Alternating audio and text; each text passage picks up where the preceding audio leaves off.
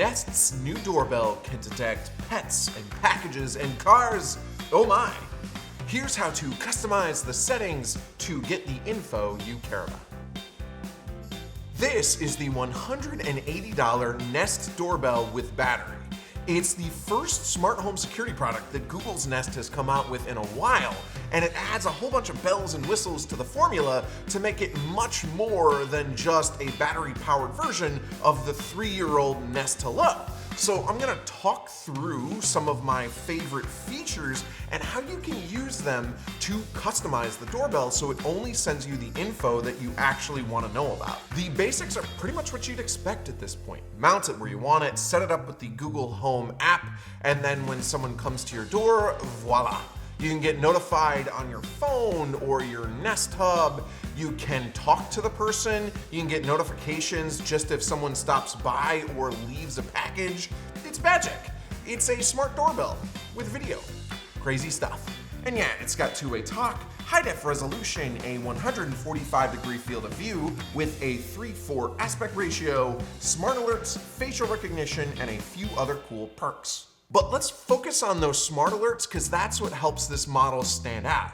It can differentiate between people, pets, packages, and cars, and you can customize which notifications it sends based on what it recognizes. So if you don't care when your neighbor's dog walks by, but you do want to know when your copy of Frosthaven finally arrives, well, you can turn off notifications for pets, but keep packages primed, and better yet, you can do all of that for free.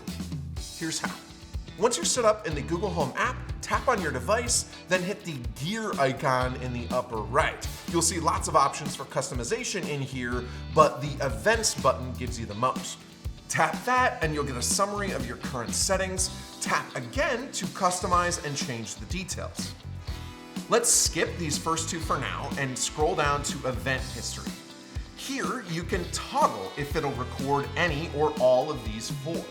If you want it to record but don't need a notification, you can switch the first toggle on and leave the second one off. Or if you don't want all the specifics, you can have it just record whenever it senses motion, but I like letting the smarts do their work. It helps record less, extend the battery life, reduce the number of notifications, the amount of footage stored, and you can get even more specific by setting up activity zones. Let's scroll back up, add a zone, then you just drag and drop these corners to put it exactly where you want it and hit the check mark.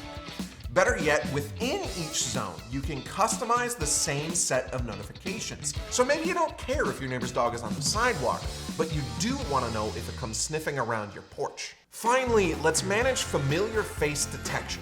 Up until now, everything that we've talked about is free, and that actually puts Nest's doorbell a little bit ahead of the competition as far as what you can get for free, and you get 3 hours of event storage also for free.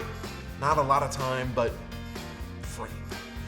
Now, for facial detection, you will need a Nest Aware subscription. That starts at $6 a month, which is a little bit more than the $3 a month for Arlo and Ring, but you get a little bit more storage and facial detection. Back to the app, turn on face detection with a toggle and hit manage, and here you can turn on which cameras are active with it, and there's nothing else to do with it really. You'll get notifications as it recognizes people over time. And that's the majority of the stuff. You can jump straight to notifications from the main settings menu. You can customize your battery savings to set how much it records. You can decide if you want your smart speakers to announce visitors or ring an indoor chime. Note for the latter, you need to wire it to a chime. And then the video and audio settings have some options for sensitivity of detection, night vision, vid quality, cam volume, and the like. Lots of standard stuff, but quite a bit of free customization so you can really tailor the notifications and event history so you only get the info that you actually care about.